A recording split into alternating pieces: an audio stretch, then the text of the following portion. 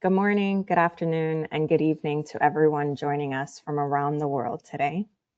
As mentioned, my name is Nikki Harry Charon, Operations Program Manager here at CANSO, and I will be your moderator for today's webinar. It is my absolute pleasure to welcome you to this CANSO webinar, Future Skies, Operationalizing Space Transportation in Shared Airspace. We're delighted to see many participants joining us from across the global aviation and space communities, including air navigation service providers, regulators, airlines, commercial space operators, industry partners, and academia. The rapid growth of commercial space transportation is transforming the way we think about airspace. Launches and reentries are becoming more frequent. New spaceports are emerging around the world, and aviation and space are operating within the same airspace environment. As a result, the question is no longer if these communities will operate together, but how we can do so safely, efficiently, and collaboratively. Today's webinar brings together experts from across the aviation and space sectors to explore the operational realities of integrating space transportation operations into shared airspace. We will discuss how space operations are being managed today, examine practical lessons learned from regions, and explore the collaboration required between ANSPs, regulators, airlines, and the commercial space industry as operations continue to grow.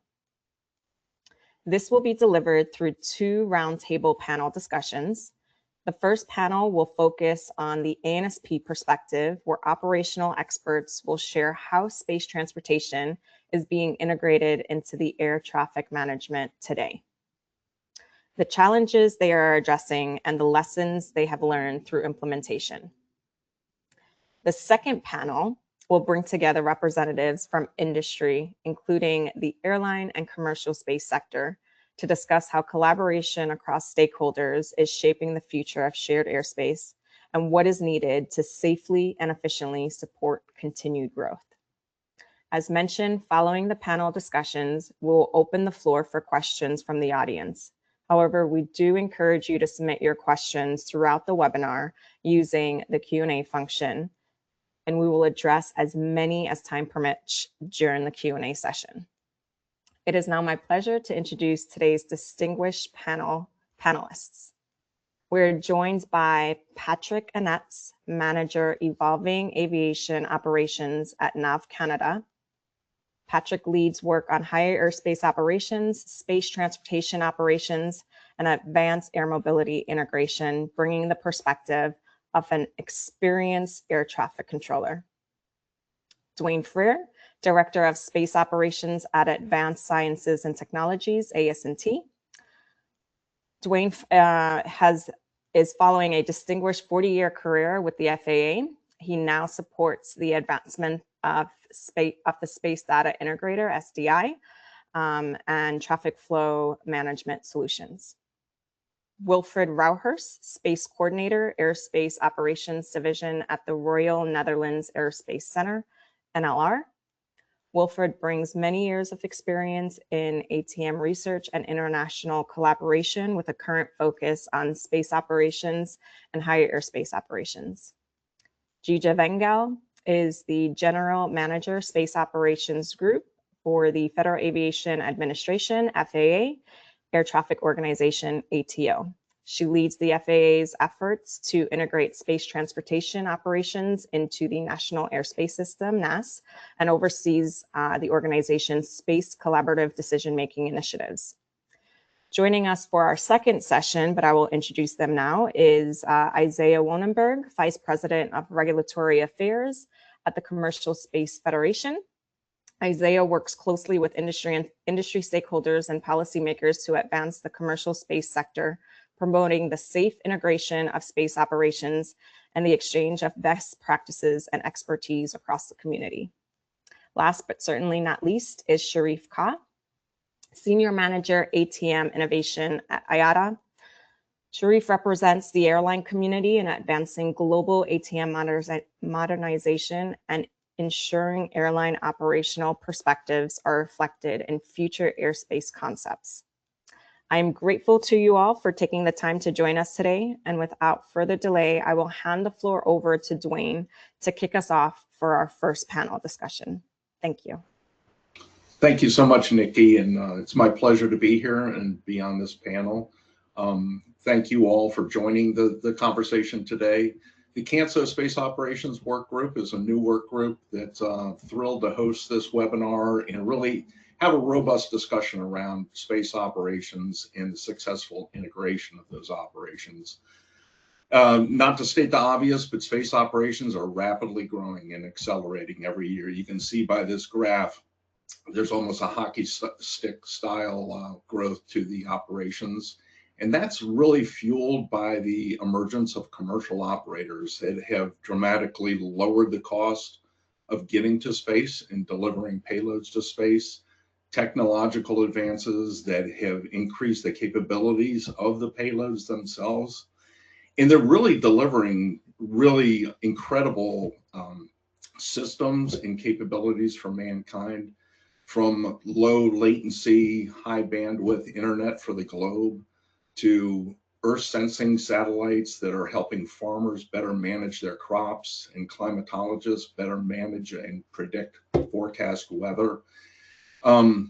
There's a nascent field right now of on-orbit manufacturing. A lot of manufacturing is going to be conducted in space, and that's going to bring more efficacious pharmaceuticals to mankind. So the benefits to man in mankind and the Earth are enormous. So next slide. As these operations transit to and from space, they naturally go through our global airspace systems. And as you can see here, this is an example of 2 years of re-entries into airspace systems. And you can see the magnitude of these, and they span several different FIRs, flight information regions, and they really demand collaboration and coordination, close collaboration and coordination for them to be successful. And as they transit these airspace systems, it's important that we manage them efficiently, safely and efficiently, and that we do that to not impact or not affect the aviation industry as much as possible. It's really important that these two industries that are so critical to mankind and the Earth coexist together and they flourish together. So thank you so much for being here. I'm going to start the conversation right now with a question to Gija. And how tightly integrated are these operations in your airspace system, Gija? Thanks, Dwayne. Good morning, everyone. Integration is an iterative process. There was a time in which the FAA was supporting roughly 23 launches. And if we fast forward about 10 years, today we're integrating around 230 launches. And in the 300 plus range, if you include scrubs and pushes. The goal is a mentality of continued integration. It's ever evolving from a procedural coordination, changing from static towards dynamic integration, and leveraging data-driven traffic management. We want to use the advancements in industry and technological capabilities married with that historical data and safety practices. This is the perspective from the FAA, an ANSP that's been launch capable for years. I am curious to know what steps other states are looking at. Patrick, what is NAV Canada's next steps for space integration if it comes to safety, capacity, or coordination, and or expertise? Thank you for the question, Gija, and good day, everyone. Thank you for having me today. So it's a great question, and I'll start by saying I think the answer really is all of the above and all of the elements that you mentioned. Of course, safety is always the baseline, so we'll start there and make sure that that's spoken. That is at the core of everything that we do, of course. Now, current integration models for space transport operations, they're effective at keeping aviation safe. However, we do recognize that from the NAV Canada perspective, they're not optimally efficient. So a key focus for NAV Canada, and particularly as you see on the screen there, is Canada's nascent space industry develops with the two spaceports being built on the east coast of Canada, with Nordspace in St. Lawrence, Newfoundland, and Maritime Launch Services near CANSO, Nova Scotia. We are focusing on developing supporting capability for STO integration, and beginning to learn from our partners and understand exactly how and where we can become more efficient and increase our capacity with respect to integrating these launches, particularly on the east coast of Canada, where they do interact with the North Atlantic system. If you're not aware, that's the busiest oceanic airspace in the world. NAV Canada controls a significant part of that airspace through the Gander Oceanic Control Area. And so recognizing that it is a hotspot for launch activity, we have taken a vested interest in ensuring that we are developing our capabilities accordingly. We fully recognize that the global predictions regarding the rate of scale of space transport operations and how this industry will develop over the coming years is simply going to demand more efficient and less disruptive solutions in order to support STO integration without negatively impacting our conventional aviation and our stakeholders. So this will require enhancing our coordination capability in order to be both repeatable and efficient at scale. I like the expertise angle as well. Canada has obviously some expertise integrating some launches from our developing spaceports there, as well as from foreign states like the US, for example, with launches coming off of Cape Canaveral. And so as we continue to experience these events, we are building that experience. However, we are also looking to research, develop, and refine our long-term integration strategy to really expand that level of expertise and bring the knowledge that we need into NAV Canada.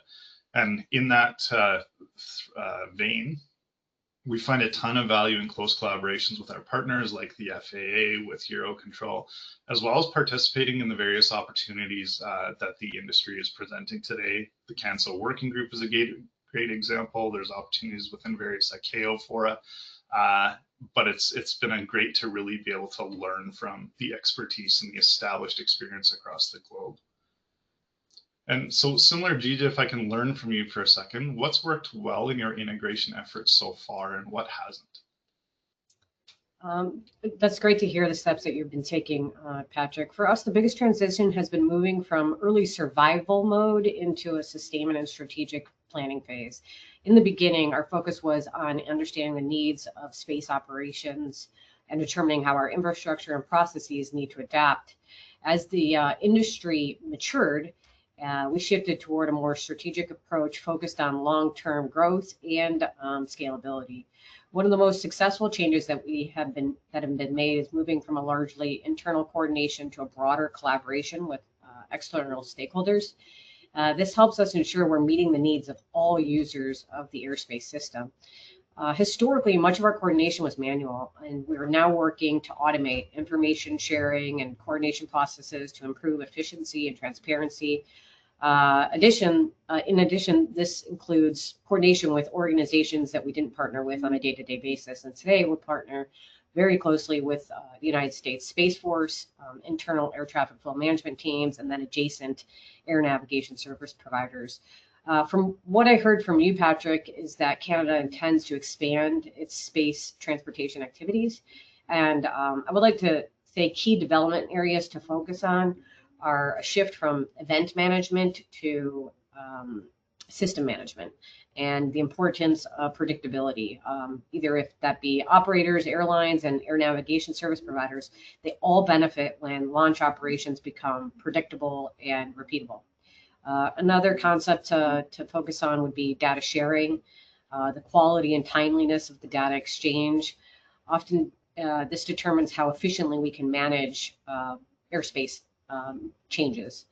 And then, of course, some mutual learning. There needs to be consistent and constant learning, be it ANSP to ANSP, space operator to airline, vice versa, or general aviation to ANSP, and so on. The relationships and the dynamics between each one need to be continued, and mutual learning and maturity needs to take place. I say all that to say that change is constant, and we are now, with this uptick that Dwayne had previously shown on a graph, we need to understand how this influences air traffic flow management. Dwayne, from your perspective, how has frequency of launches influenced air traffic flow management? Thanks for the question, Gina, and I really appreciate it. And to move forward, I'm going to go backwards and revisit how we got here. And space operations was generally the conduct of nation states, and there was very little interaction with the ATC system, very little collaboration with the ATC system on those operations. And what that led to was a paradigm where ATC was more reactionary versus proactive. With the advent of commercial operators, there's much more emphasis on the efficiency of these operations. So what you're seeing here is an example of, let's get a pop-up message about my camera. So what you see here is example of time-based procedures, something that we've learned that is critical to this. By going back and studying those reactionary methods, we discovered that there were hours of inefficiency and lost airspace capacity due to that reactionary paradigm from the way we started the industry. So now you can see on this chart, using time-based procedures, you can utilize airspace in a much more effective, efficient, without affecting safety, without degrading safety, but just more efficiently managing aircraft and air assets as those missions with the operators are conducted. And this really was facilitated by collaboration. So Nikki mentioned at the beginning, it's not if, but how we do this. And it's really essential that we collaborate, and that ATC, or air traffic control, is proactive and an active part of and partner to these operations. So that involves collaborative discussions, but it also talks collaborative planning. So we're messaging to our aviation partners the mission and the mission events and the timing of those events, so they can manage their fleets and ATC can manage the airspace around those fleets. That really is the essence of that. There's other technologies, really low budget technologies, but real-time awareness and participation in the events that give you critical mission timing during the event so you can effectively manage your airspace. But that's really, you know, Gija, back to your question, that's really is transitioning from a reactive paradigm to a more proactive and collaborative paradigm, I think is essential to that efficiency as we move forward. Thank you for the question. And now I've got a question for both Patrick and Gija. How are you managing interactions between stakeholders, and what type of collaborative processes, to follow up on what we were just discussing, what type of collaborative processes do you have to help you with that? Thanks, Dwayne. I'll take a crack at this first. So from NAV Canada, we've gotten very active recently in kind of trying to be visible to the launch industry, as well as obviously our conventional aviation stakeholders, but support some education elements kind of across the spectrum of our engagements. So for example, with respect to the space transport operations proponents, we've really been active in getting out and interacting with the community. One of the key messages that we like to inform the community on when we're out and engaging with them is really the role of the ANSP in integration. That's not always super well understood, understandably, of course, but as the equipment or the vehicle transitions controlled airspace, we found a lot of benefit in just explaining how that impacts our business, what type of information we like to see, what the timelines are associated with the coordination that benefit our operation, which in turn benefits the launch proponent operation on kind of a long-term basis, and ensuring that the role of the air navigation service provider is understood across the community. We've seen a ton of dividends and payout come out of those efforts. We've gotten really good early engagements with various proponents, where, early novel details of upcoming plans are shared, and that way we can start to look at our resource allocation and various components accordingly. So that's been really great for us. Another element that we like to discuss when we're out and about is the role, in Canada, this is a little bit different than the US, for example, but the role of the Civil Aviation Authority or the state space regulator, depending on the context that you're looking at, versus the role of the air navigation service provider. So we like to talk about, whose responsibility is it for NOTAM publication versus the integration of that NOTAM, the operationalizing of the airspace, et cetera, and ensuring that those lines and roles and responsibilities are clear and well understood across the board, just to make sure there's no confusion there or misalignment when we're asking for information, what the genesis behind that request is all about. And again, this has been very valuable for us. Internally at NAV, again, Canada is very interested in exploring and developing our sovereign launch capabilities, of course, but as I mentioned, we have had some experience integrating foreign launches. And so we've been doing a lot of discussions internally just about what the role of space transport operations are for NAV Canada and our business. So ensuring things like the right to the airspace for the launch organization is well understood. And we find it actually quite valuable too to start discussing some of the benefits that these operations actually have, both on society in general and enabling kind of various elements of our day-to-day life, as well as enabling various elements of our business. So things like space-based ADS-B, it's been really big for Canada, so we'd like to talk about that in there. Some space-based very high frequency or VHF radio trials, which could improve or support the way we manage traffic over the North Atlantic, GNSS constellations, etc. The other piece is NAV Canada is obviously, or sorry, I shouldn't say obviously, NAV Canada is undergoing kind of a transformational shift in how we're planning on modernizing the future of the business going forward. So things like trajectory-based operations, FFICE, or flight and flow information in a collaborative environment, ensuring that space transport operations are captured in these plans for the future, so that as the business of launch and reentry scales, NAV Canada is positioned and prepared to respond accordingly. Now, Gigi, I know your processes are a little bit more established with the launch community, so I'll kick it over to you. Yeah, happy to share. Our approach has evolved significantly over time. Initially, we did not have formal collaborative decision-making structures for space operations. And today we have a formal process called the Space Operations Collaborative Decision-Making, or SPOC for short. We hold those quarterly meetings with space transport operators and periodically bring in aviation stakeholders and space stakeholders together. And that's our joint CDM environment. To ensure everyone has a common understanding of upcoming operations and priorities, and just build those relationships. In addition to the formal CDM environment of SPOC, we have strategic discussions through sub-teams that are developed under the CDM forum. And biannually, there is communication to the VP level of aviation through our leadership on upcoming launches so that aviation can properly prepare. Beyond that, we do quarterly engagements with our international offices within the FAA to provide advance notification to our adjacent center ANSPs. And then we have monthly outreach in which we partner with our Aviation CDM National Collaboration Forum. And so those are the different opportunities in which education and awareness is out there. On top of just the awareness prior to launch, we have launch-specific coordination, which is more so one-on-one engagements or education with ANSPs for ANSPs that may indirectly be affected by a launch.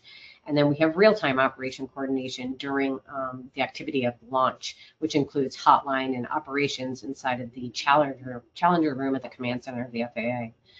We continuously evaluate these types of mechanisms with stakeholders, and if they're receiving the right information, whether there's additional communication needed, just maintaining the understanding and needs and desires of all communities. Most recently, we've expanded engagement with the international partners through FAA international groups. As mentioned, this space operations work group within CANSO is one activity that involves, conversations regarding harmonization globally. In addition, we have ICAO-related initiatives. Just as recently as last week, the ICAO headquarters global task force was set up in Vienna to develop guidance material within a year's time, and we're partnering with NOSA as well. We do recognize that many organizations around the world may not be directly affected by launch operations, but there needs to be an increasing global awareness and preparedness, which is important as launch activity grows and continues to escalate. Tying into what Patrick's comments has made, it comes down to just mature communication, that stakeholder trust, which is generated from the collaborative decision-making process, and then scalable collaboration. And what works for a handful of launches, as I mentioned 10 years ago, where we were running 23 operations a year, won't necessarily work for hundreds of launches. So we have to build out that process to that scale. And then there needs to be that international consistency. Operators increasingly work across borders, so there is that consistency in communication and procedures, which becomes more and more important. With all of this that I've said, I think there's a lot of metrics out there on collaborative decision making, among other attributes that space transport and coordination that's involved in the space transport coordination process. And I think Wilfred had some expertise in that. And I was wondering, what role, Wilfred, do you play in launch procedures across regions?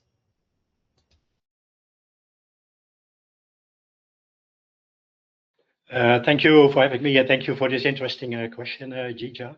Before answering it more directly, I would like to quickly position the NLR and the role of NLR in space, as we are an independent research organization with a long history already in space research on space technology, space innovations, dating back, I think, to the late 60s. So we have a strong know-how on space technologies. Still, we are renewing our know-how in the field of space transport operations. In Europe, we name that mostly space traffic management. We're focusing on space situation awareness, on all kinds of satellite developments, and even we are planning our own small missions for 2028, in which we try to do high-risk research in space for Dutch customers and for Dutch technologies. But we have to regain our knowledge a little bit on space transport operations, high altitude operations, because we don't have space or launch facilities in the Netherlands ourselves. And NLR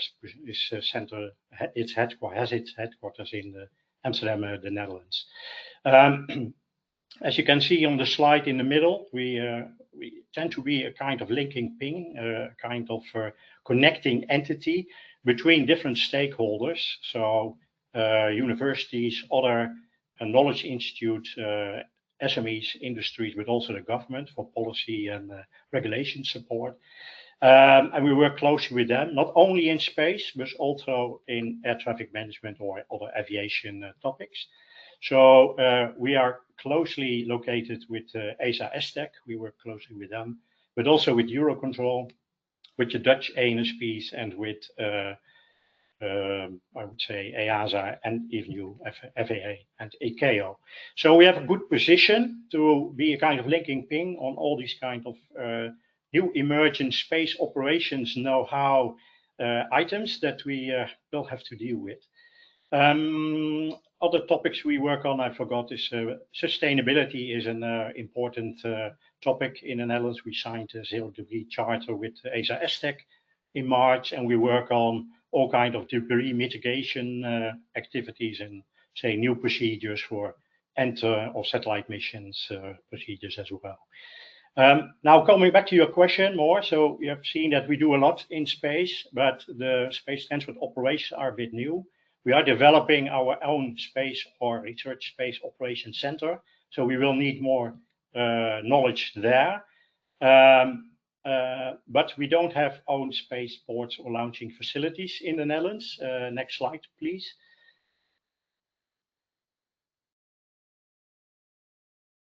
As you can see, in Europe, there are some operational spaceports, mostly in Sweden, Norway, and the UK, that are already operational. There are some spaceports under construction, and there are some planned for. This is the civil view.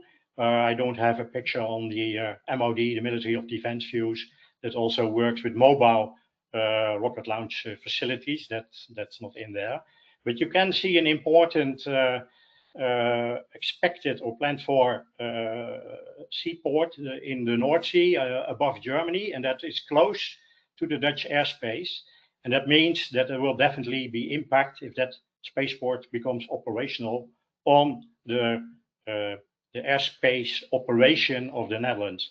Also, you see indicated a lot of different airspaces, especially the Netherlands is in the center and is affected very easily by traffic flow changes.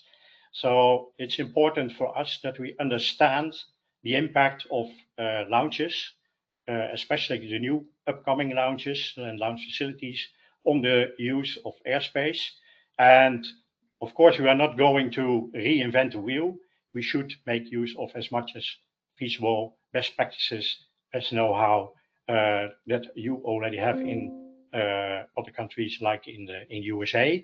And still, at the moment, my perception is that we're still in the process of event-based rescheduling of air traffic flows, and we should merge into, or we should flow into the more pre-planned system-wise approach, and that will require also collaboration, international collaboration between all these countries, and with Eurocontrol, for which the network manager is very important, who controls a lot of traffic flows in Europe.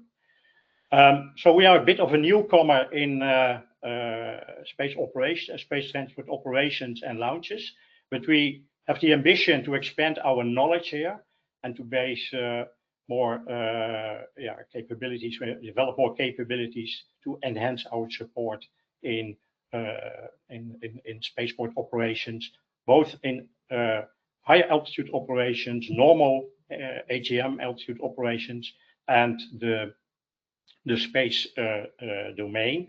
And that will be a real challenge in Europe, because to manage spaceport operations in the center of Europe is a critical task, I would say. We were developing our own mission, and we definitely noticed the lack of launching capability, while the increase of small sat operators, and also driven somehow by Ministry of Defense desires to operate more capabilities in space fastly in the coming 2 to 4 years, it will become an international, very important challenge to address. Therefore, to conclude my answer, I hope it's a good answer, we aim to play an increasing role in shaping the future of space transport operations in Europe by bridging knowledge gaps that we still have, but also fostering the international collaboration on this topic. So we hope this is an answer. And I have a question back to you, TJ. How have your procedures evolved to manage frequent launches or re-entries? Evolution is essential, Wilfred. As we mentioned about that healthy ecosystem in the beginning that Dwayne had mentioned, one advancement has been the implementation of time-based launch procedures, which has helped improve the efficiency and predictability of airspace management.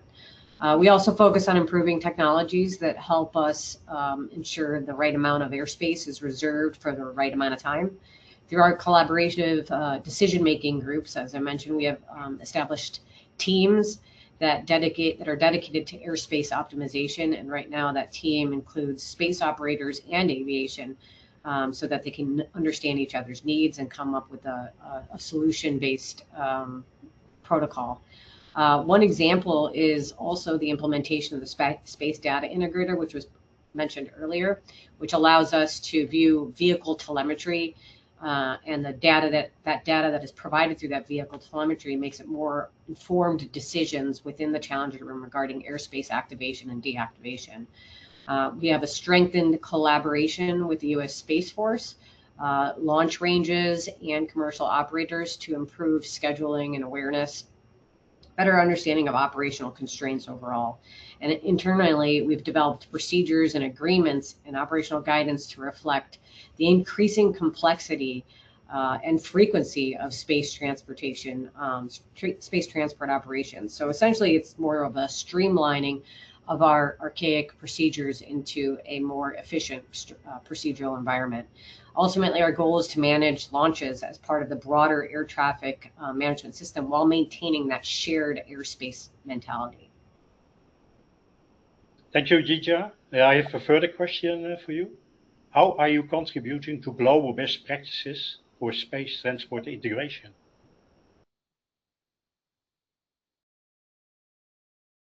Airspace ecosystem. Global best practices begin with a unified discussion. Discussions like this, discussions in private virtual worlds, meeting environments at a large scale. Through Space Operations Work Group here and related international efforts, we've developed guidance. We're going to develop repository information, and there's different deliverables that this work group has in store for our work plan. And there's opportunities for knowledge sharing. We are also supporting the new ICAO efforts that I mentioned, initiatives to focus on harmonization of space transportation procedures globally. And then the key is maintaining open dialogue among stakeholders and ensuring that the lessons learned are also shared internationally. Forums like this, along with the ICAO efforts and work groups, create the opportunities to develop that continuous improved global best practices for space transport integration. For those of you that may have not seen it yet, the work group that was established last year and kind of moved into this year also published a considerations for managing space operations, which will be shared here momentarily for you to see. If you have not seen it, it is a good read, and it has some of the practices that are currently out there and educational material for states or ANSPs that are interested in launch-capable opportunities and the management of that airspace.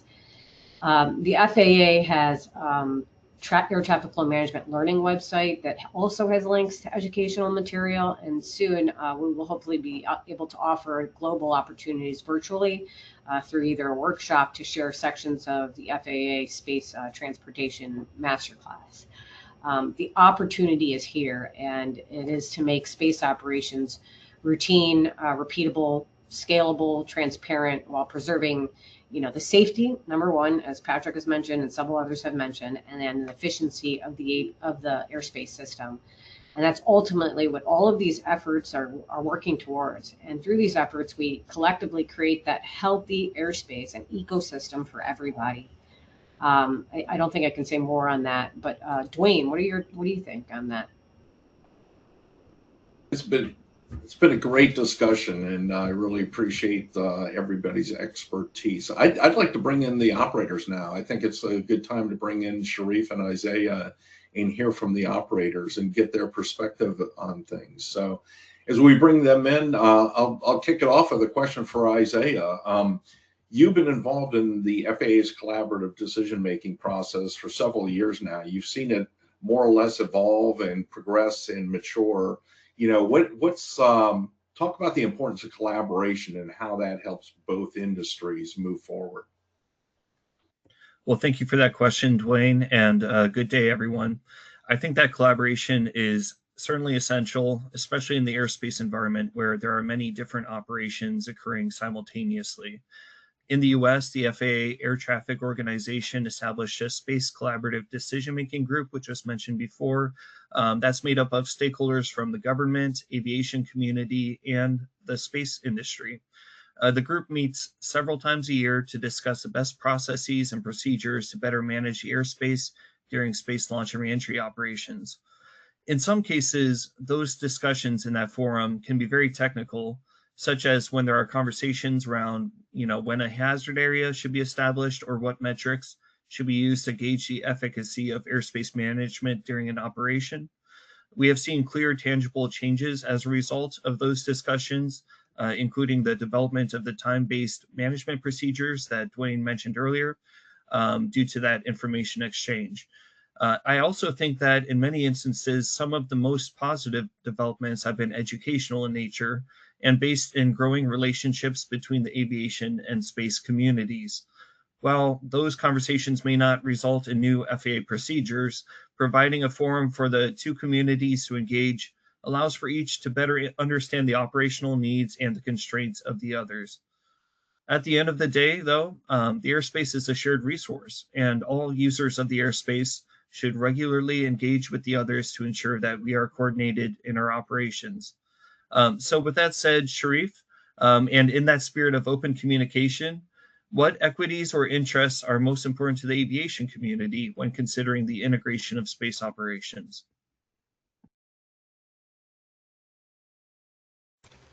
Yes, thank you, Isa, for the question. Good day, everyone. So from an aviation community perspective, when it comes to integrating space operations into the shared airspace, our top key priority is maintaining safety. So, but we're also looking for more predictability and efficiency as well.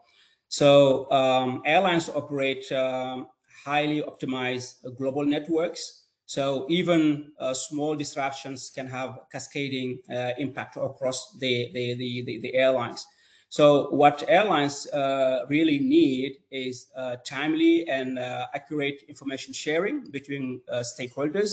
So including the space launch operators, we need also that information coming from them, which is essential to how we shape the airspace, how the also the air traffic management, air traffic should be managed as well. This information is really required and needed, but also a proportionate airspace design and effective coordination across regions. So as we have seen in the one of the previous slides, one space launch impacts many airspace, many FIRs across different regions. So an effective coordination across these regions is really required to have a successful integration of the space launch operations, and all that would to enable the safe integration of the operations while also minimizing the operational disruption. So the airline side is really looking for minimizing the impact on their operations while we continue to integrate the space launches. So while those are the key priorities from the aviation side, it also highlights how complex and highly constrained airline operations are in practice. So from your perspective, Asia, what do you think the space industry may underestimate about the complexity of the global aviation system? Thank you for that question, Sharif. I really appreciate your answer to the previous one as well. I think that it's notionally easier for the space industry to understand the demands of the aviation industry, perhaps more than the vice versa, as everyone in the space industry, regularly travels and no one wants their flight to be delayed or canceled. We've all been there and it's frustrating, and the commercial space industry does not want to contribute to that. But it's also difficult to fully comprehend the pressures and constraints that the international aviation industry is up against. Weather is one thing, of course, and that is a challenge of space operations as well. But I think, perhaps most difficult to fully comprehend is the challenge of airline scheduling, whether that is optimizing for aircraft or crew availability. It's something that is far more complex than I think most would initially think. If one flight is delayed at the beginning of a day, that could significantly impact aircraft availability throughout the entire day. Same thing with crew availability, especially when contending with flight duty hours and things like that. And of course, all that is in the broader context of optimizing fuel consumption and routes and everything like that. So I think, it's very important for the space industry to understand how delicate a balancing act it is for airlines to optimize their schedules. But conversely, Sharif, what is one misconception that the aviation industry has about commercial space operations? Yeah, thank you again, Asia, for that question. So from the aviation side, one common misconception is that space operations can be made fully predictable or easily adjusted. So, but in reality, as we know, launches are complex and highly sensitive to technical and environmental conditions, which means they require a certain level of flexibility. that, of course, on the other side, then impact the airline operations in terms of predictability, in terms of ways of organizing the operations in terms of predictability. So while aviation is asking for more predictability, we understand that we recognize that the constraints on the space side and the need to find a balanced solution. So it's not a push and go on the space launch operations side. So we understand that, and that's why we need that collaboration. We need that coordination among all the stakeholders to reach out to a kind of balanced solution where everybody will be able to use that airspace, that shared airspace, in a safety manner.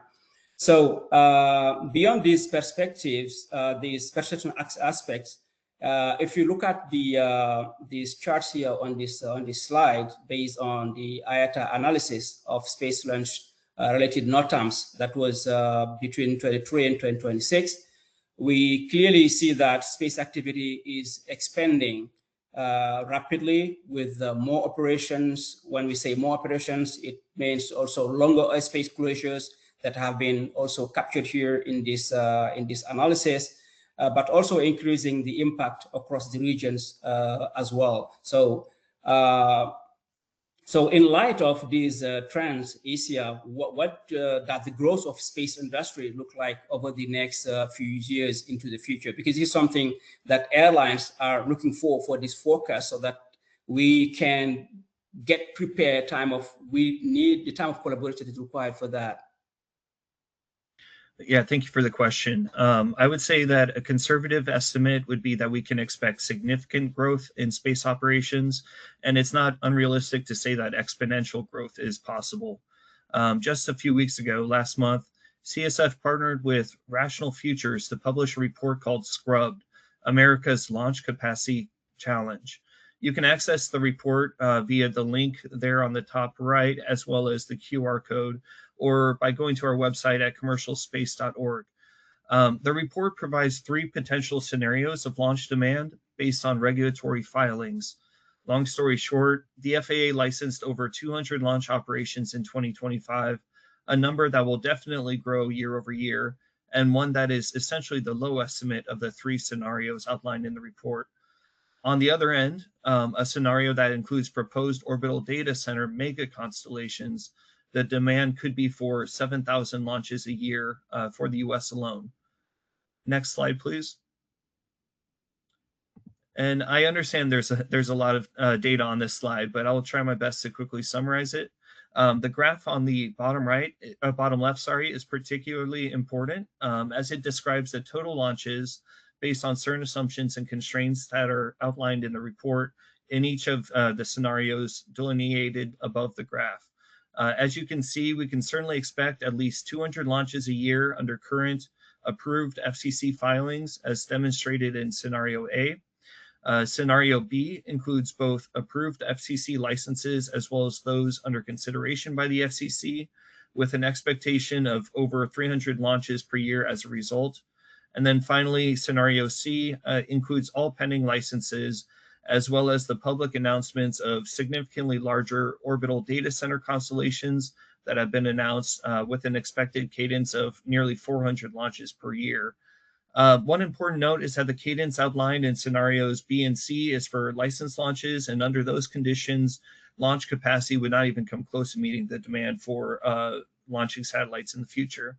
The third line of that graph, which is referred to as unallocated satellites, includes a number of satellites exceeding licensed launch demand under each scenario. So in short, we are seeing demand exceed capacity in each of the scenarios by over 400 in Scenario A, nearly 4,000 satellites in Scenario B, and then over 200,000 satellites in Scenario C. So you can certainly see how there would be significant demand for launch services, and potentially we could see up to 7,000 launches per year to meet that demand.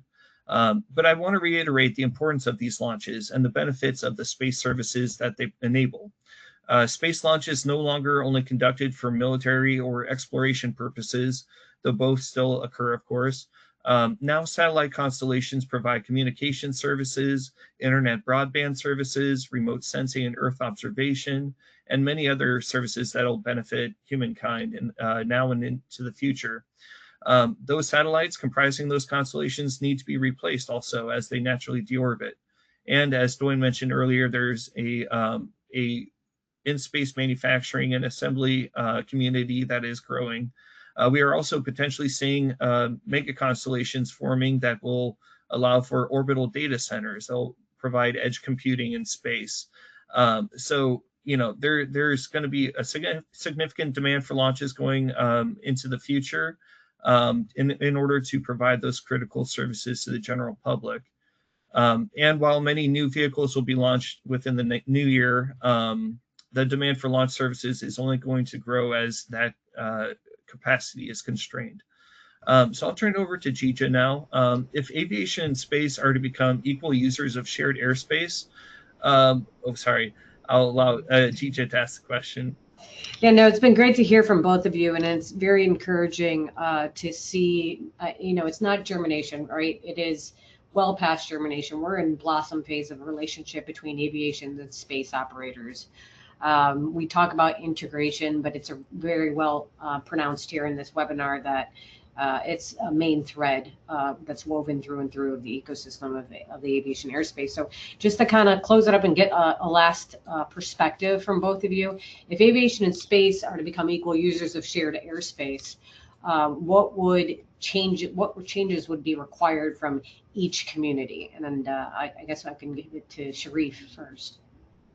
Yeah, thank you, Jeff, for that. Yes, that's a very good question because this is where we really need to move forward. So again, on the aviation side, we need really to see a move, an evolution toward more flexible and more dynamic airspace management and better integration of space-related information into our system. So these are really important information that we're really looking forward to it.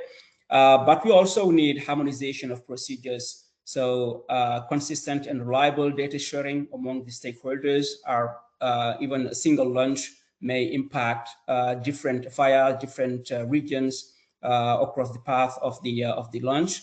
But also we would like to see global aligned practices to ensure the seamless and efficient use of the shared airspace.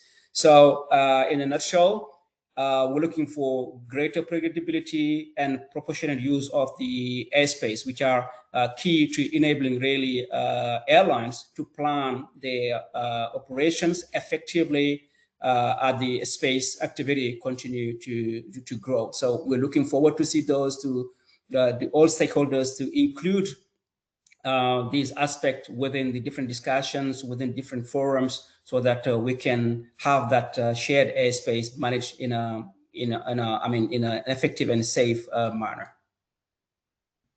And I can chime in from the space perspective. I think it's very important that the aviation industry knows the constraints that impact the space launch and reentry industry.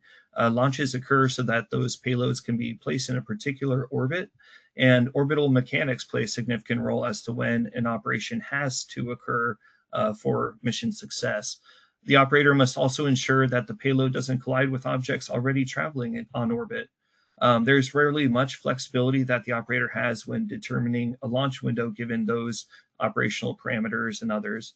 And on a launch day, operators must contend with relatively unpredictable events such as weather and even potential plane or boat incursions in a hazard area. I would say also that we ask patience of the aviation industry.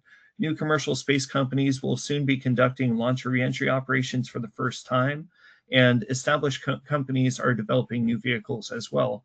These companies are pushing the envelope of what is possible, and that means that there will be learning experiences along the way.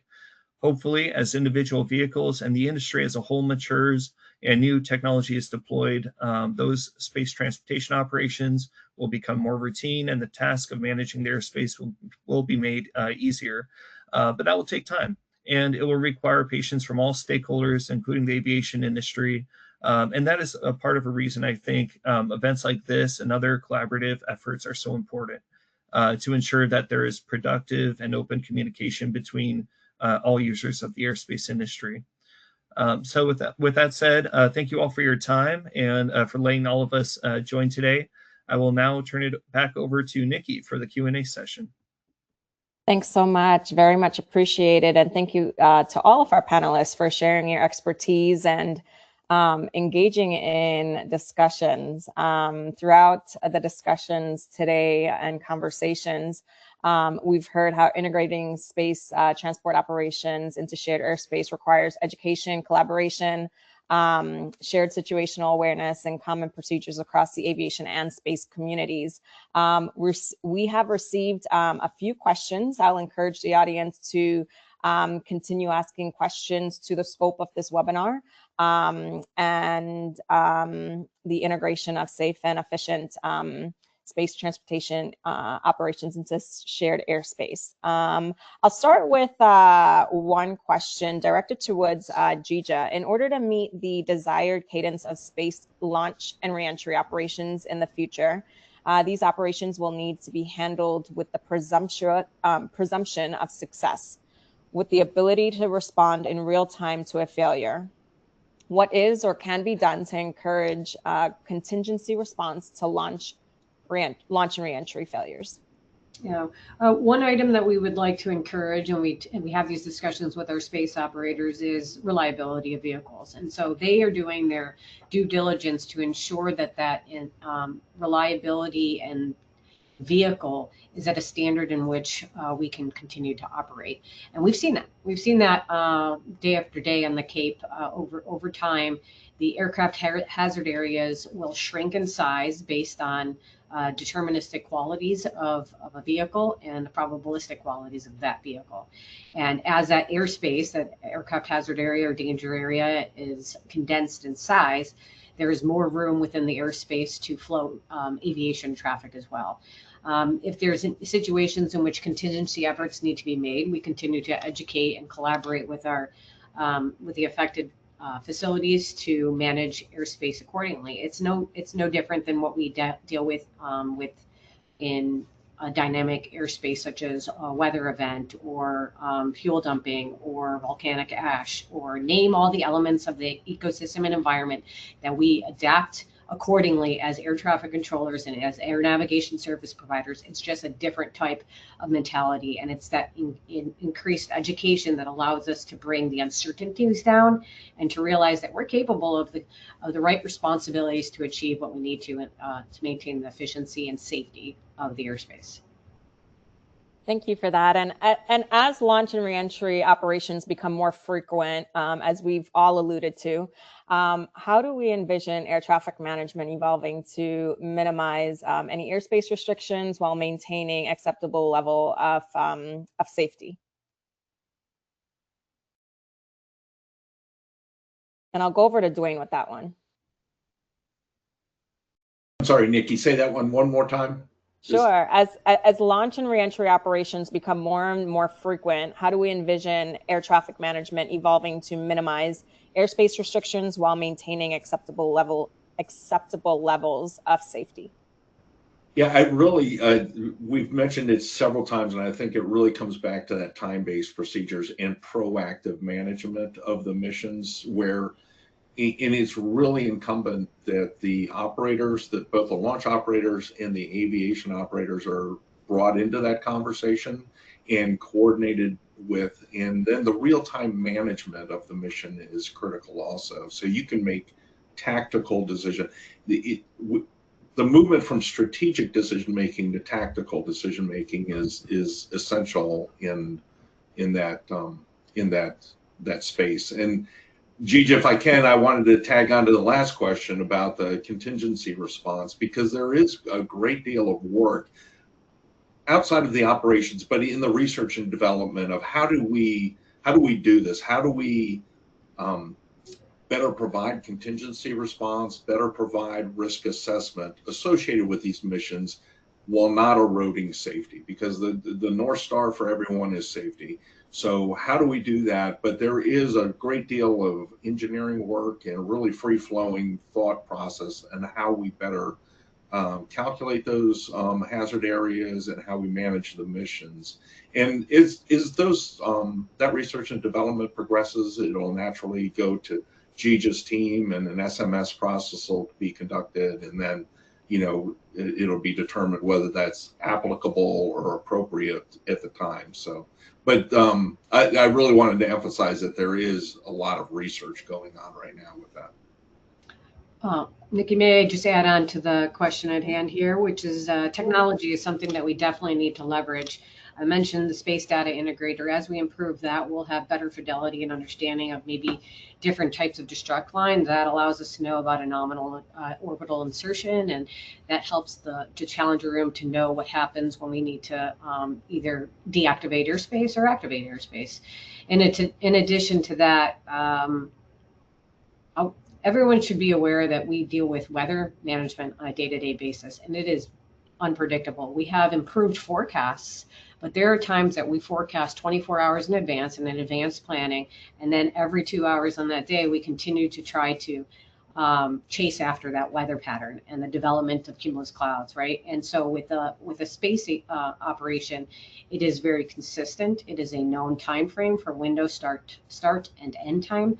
So in essence, it's a little bit more manageable to weather. And if we do this on a daily basis with weather, we can pair that to a space operation.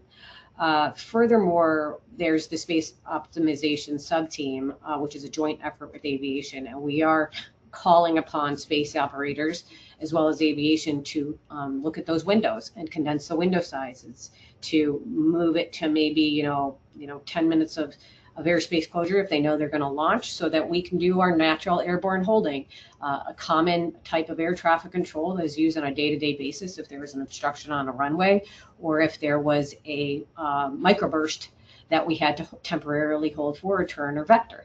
And this is the dynamic agility that air traffic controllers have in their back pocket and in their toolbox to utilize with space launches as well. I think that there's just more education that needs to be provided of how we can manage these types of space operations. Thank you, Gija and Dwayne. So you both alluded to obviously safety, talked about SMS, you talked about technology like the SDI. So I'm going to combine two questions here. So safe integration depends on time and trust, right? Timely information and trusted information sharing. So what data do you believe must be exchanged between space operators, ANSPs, airlines, and regulators to make shared airspace operations truly collaborative? Because that's another word we keep talking about, right? And then to add on to that, are SMS guidelines being followed for all new launch procedures being implemented? I think it was fair to say that Isaiah and Sharif touched upon the exchange of information when it comes to payload and debris catalog and material of the vehicle. These are all attributes that are included in the creation of risk contour. So as communities become more aware and educated of what actually is involved in those calculations, they will understand that the processes that we include to come up with the technologies that Dwayne is referencing, that the research is out there, will allow us to implement the safest and according to the SMS process. We also have different efforts in place. The ICAO task force that was established last week may have some chapters that have dialogue across the globe about what that SMS looks like, and we can compare that to our aviation community as well. Just know that there is a focus and understanding that the harmonization does need to take place. Absolutely. Isaiah, I'm going to pivot to you. There's a lot of talk around ATC, ATM, managing the airspace, which they do, right? And reducing delays, which they do every day. But what can the space industry do to reduce, for example, launch windows from day or hour time scale, or even minute by minute? Can you touch on that? Yeah, definitely. So I think it's been touched on in the previous conversations as well, but a lot of it is this collaborative exchange of information, whether that's through the operator to a regulator or to the air navigation service provider or other communities to determine the size and duration of hazard areas that are established during a launch reentry operation. So I think that is incredibly important. As has been mentioned, there is a space data integrator in the United States. That is a voluntary program for operators to sign on to. I think CSF would definitely encourage all operators to provide their information to the SDI to enable that real-time information exchange. Launch operations are very complex operations, and there's a lot of factors that go into determining, when a launch can occur, and ensuring the safety of the airspace is of paramount importance. But I'm not sure if Gija or Dwayne or others have anything to add on to that.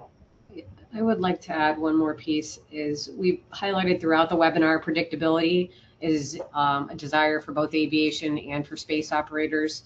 And with that, we have, NOTAMs that are published to support the safety of the airspace that's in there. But we also do the tactical measures that Dwayne had mentioned. And the FAA has an effort in educating and pre-planning and providing the right information to dispatchers in the aviation community so that they can fuel and flight plan appropriately. And so that's from a strategic planning standpoint. In addition to that, we do have real-time communications on our command center floor to ensure that once an airline or a general aviation aircraft is airborne, our air traffic controllers can manage that airspace tactically. And if it is appropriate for the business model of aviation, we can clear them through the airspace if it is not utilized. And so that's where we try to do the tactical and strategic environments. But we also try to understand what other ANSPs are capable or not capable of, and we consider that. But these are mostly lessons learned, and other ANSPs can take those practices and use it for themselves or understand what they are able to manage to provide that strategic and tactical efficiency for airspace, all while maintaining the safety for space operators and for aviation. If I can allow me to add in here. I think from the perspective of ATM or the planning phase of aircraft trajectories, the development into, and Dwayne mentioned that as well, time-based operations will be a significant one to make exchange of data feasible, both from the ATM side to the space world and vice versa, to make any adverse operational effects, non-used windows, etc., to counteract that, to work better together. So I think the collaboration, agreement on procedures and on which data types to exchange is something really to discuss in the future.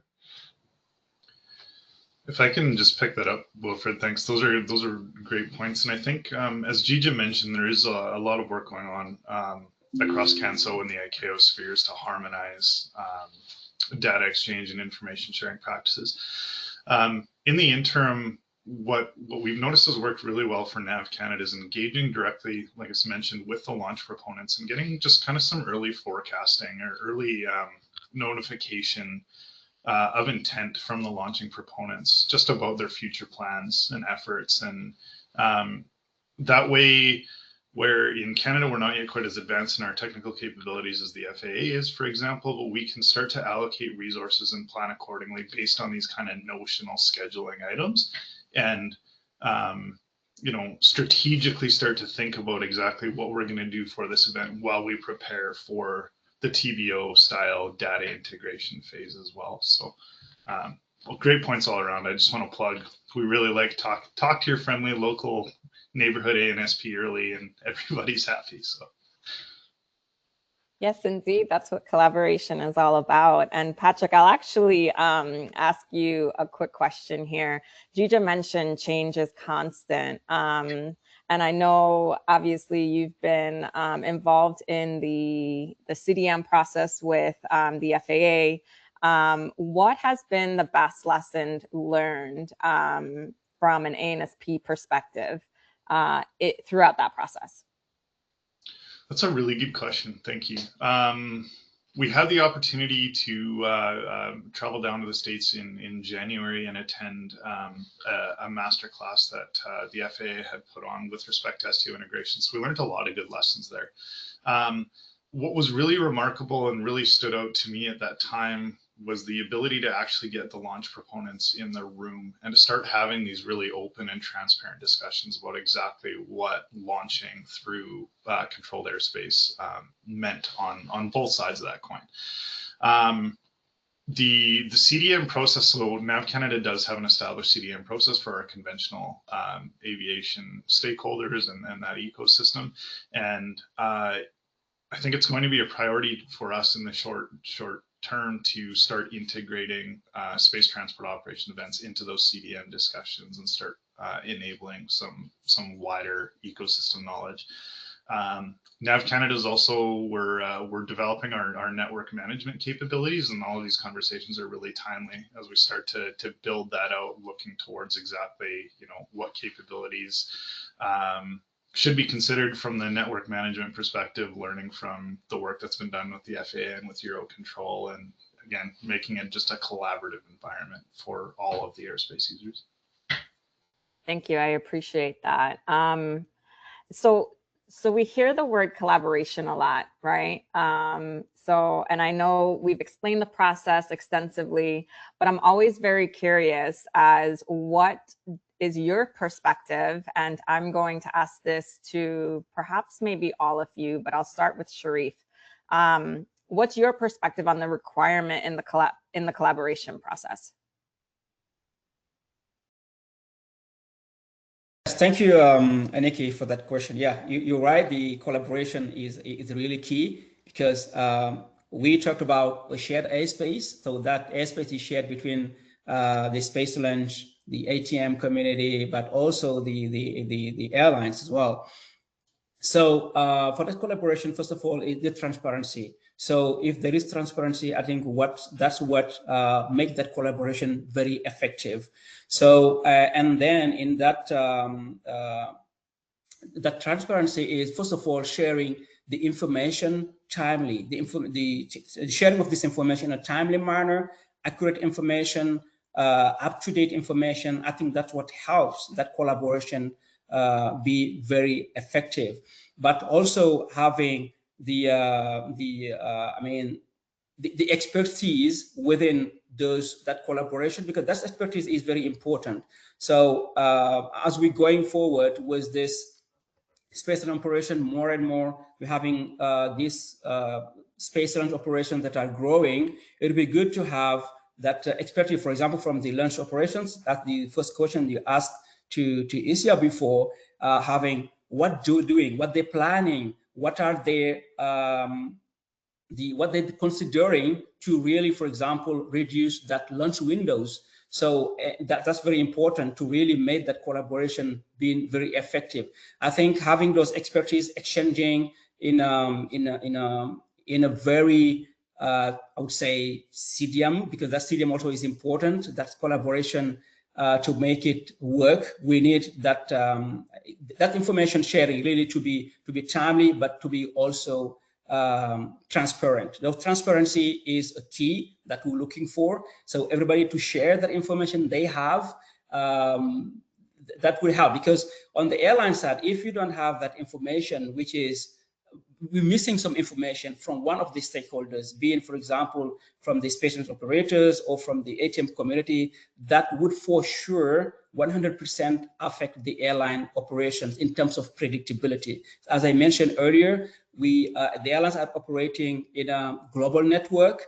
So one missing information or one information which is not up to date will for sure impact their operation. So yes, that collaboration is key, but transparency in terms of information sharing is really what we're looking for from the stakeholders. Transparency as a requirement. Thank you, Sharif. Would anybody else like to share? Yeah, certainly. So we've touched on it during this discussion, but I think another benefit is just the relationship building, and then also even more so understanding the different constraints that each industry or operational type face given their operation. So there's, like I said during our discussion with Sharif, there's a lot of constraints that determine launch windows and when a launch can actually occur. I think those are very important for the airline industry to understand, and similarly, I think it's very important for the space industry to understand the constraints that impact aviation and airline interests as well. So through collaboration, you build those relationships, you exchange that information, and you begin to understand, the foundational practical realities that both industries are operating under. So I think it's of utmost importance, and I think we've seen many fruits born from the collaborative decision-making groups here in the United States between both industries, whether it's from a relationship building and educational perspective or from an actual operational perspective as well. Thank you, Isaiah.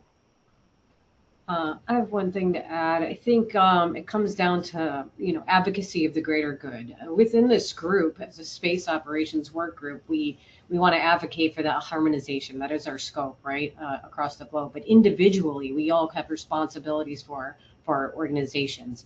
And as we take that walk around the globe individually, we hope to carry on that same advocacy for the total greater good. And so if each of us do that in our own personal lives, I think that influence will happen naturally as well. And having that shared mental model. If I understand that Sharif has an objective or responsibilities to achieve his goals, but I also know that Patrick has his, I also have to advocate for my own. So there's a sense of a little bit of selflessness so that I can also support Patrick and Sharif in their obligations. And overall, the advocacy of this group helps to influence the globe. I think if I could add on there also, because the collaboration, Sharif, that was perfect about the transparency, because I completely agree about that. The sharing of equities. The one thing that hasn't been discussed in collaboration is the open lines of communication, establishing open lines of communication. There's a great example of an operator that was operating between Johannesburg and Antarctica. That was very time critical. Their operations depended on them meeting specific timelines.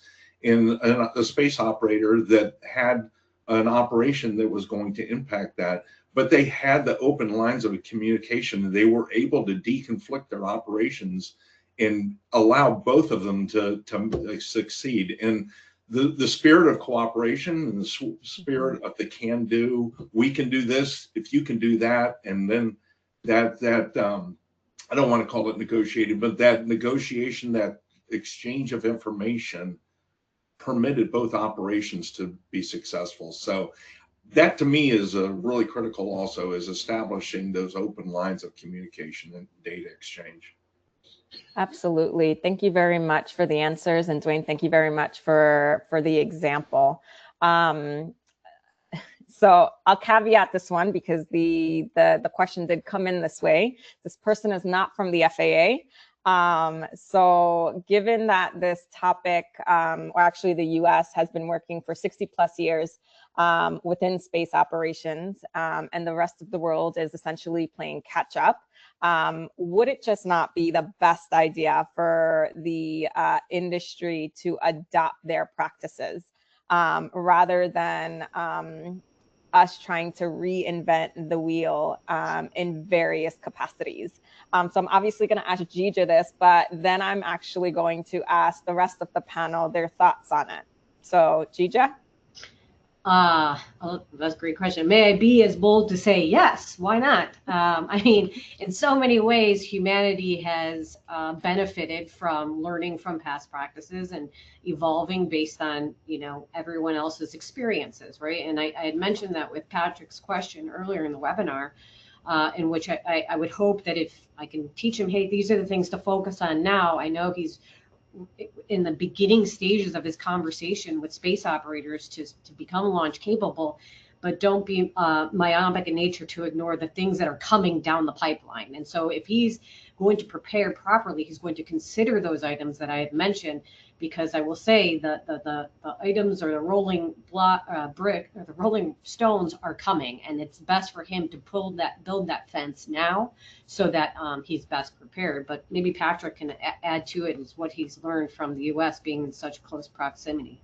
I might add, just yesterday, Patrick and I get on the phone with one another to coordinate launches in a formal manner and an informal manner. So the type of relationship that is built between ANSP to ANSP is one of just a human natural component. So Patrick, please add on to that one.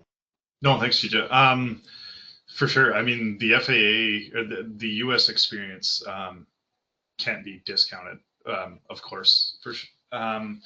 What I think is interesting about this question in particular. Now, again, the U.S. experience can't be discounted. There's obviously a lot of expertise there. Canada's in an interesting position where, you know, to the south we've got the U.S. and all the expertise there, and then to the east and across the North Atlantic we've got a whole bunch of other partner countries with that flow of traffic and the Eurocontrol that we learn a lot from. The beauty, I think, of what's recently happened, as Gigi mentioned, with the ICAO Space Operations Task Force, is it's providing an opportunity for that collaboration and to put all of the expertise across the globe into a single room and really start working on the harmonized practices.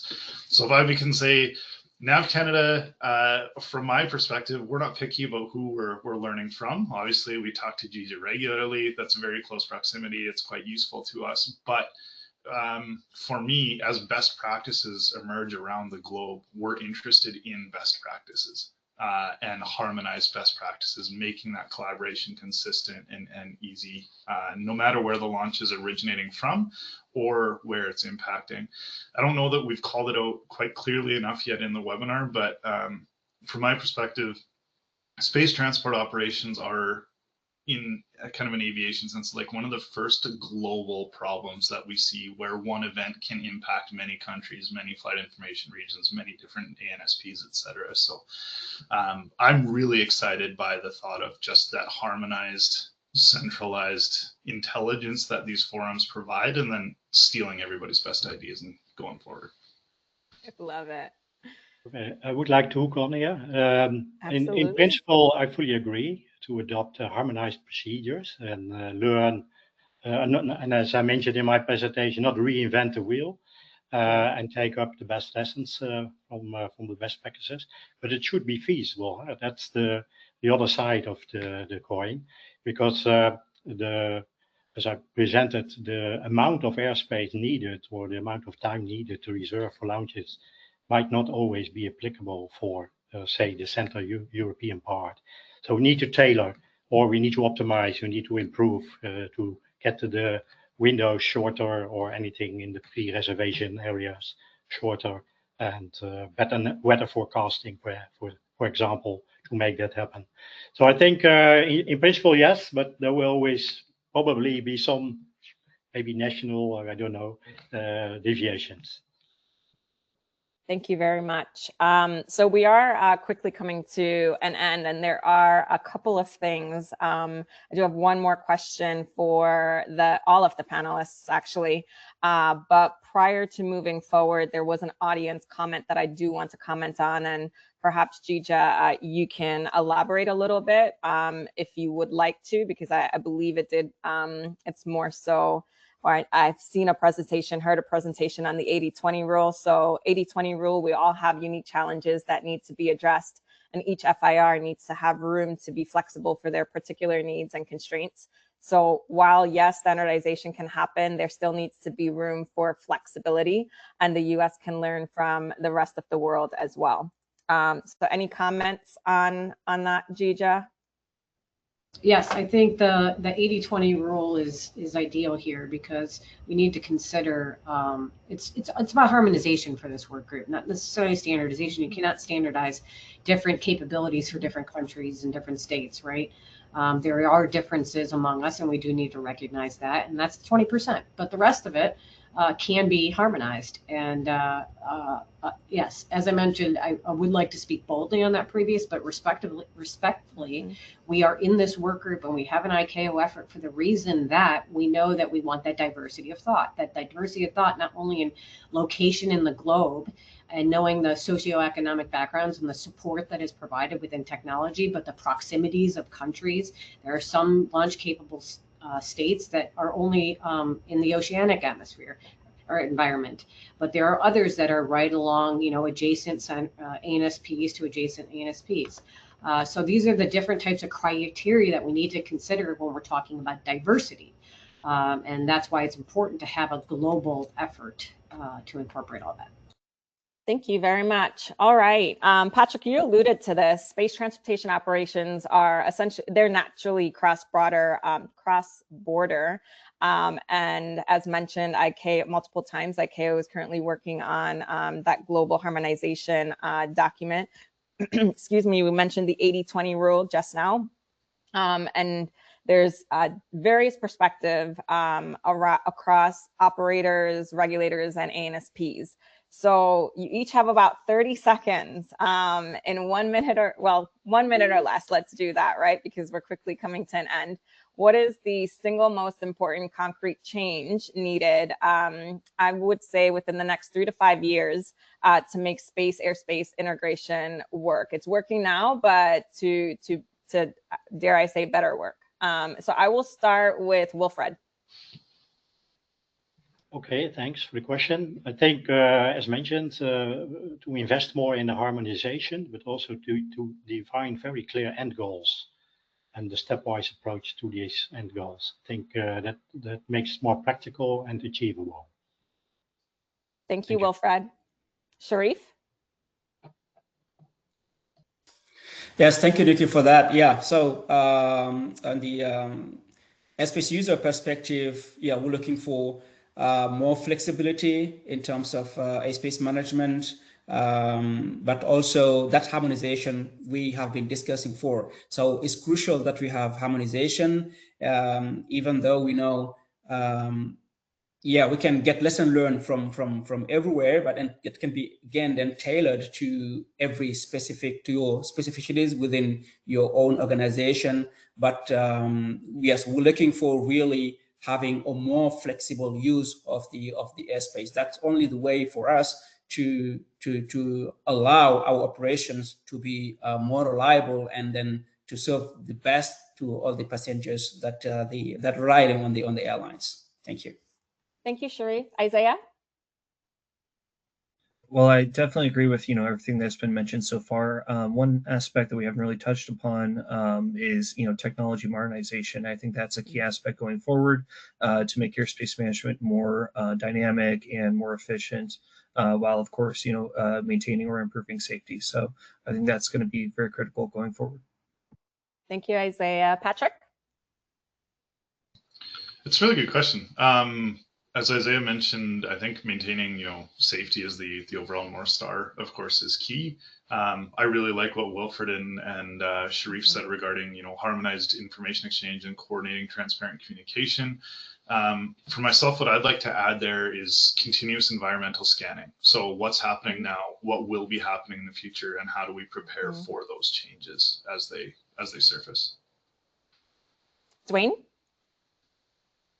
I think for me, it's the sharing of information in the planning phase and real time as missions are being conducted. That sharing of information and getting everybody, I think Sharif mentioned it, getting the people that are doing the dispatching, doing the ATC, the information that they need to make tactical decisions is critical. Thank you, Dwayne. And last but certainly not least, Jija. Thanks, Nikki. I would just say ever evolvement. So we need to know that today is not going to be the same as tomorrow. And even if we harmonize within the next 4 months, we're going to have to continue to harmonize. Thank you all. Very, very much appreciated. A special thank you to all of everyone that participated with their expertise today. Thank you for sharing your knowledge, your operational experience, perspectives on a very, very important topic, and we're all very passionate about. I would like to thank the participants, the ones who joined us from all around the world. And I would also like to extend my sincere thanks to the CANSO events team, both Jade and Sam, for their support in organizing today's session.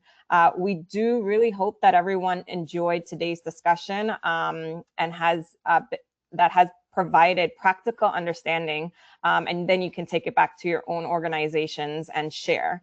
A recording of today's webinar will be made available to all registered attendees, and the presentation materials will be available to the CANSO members.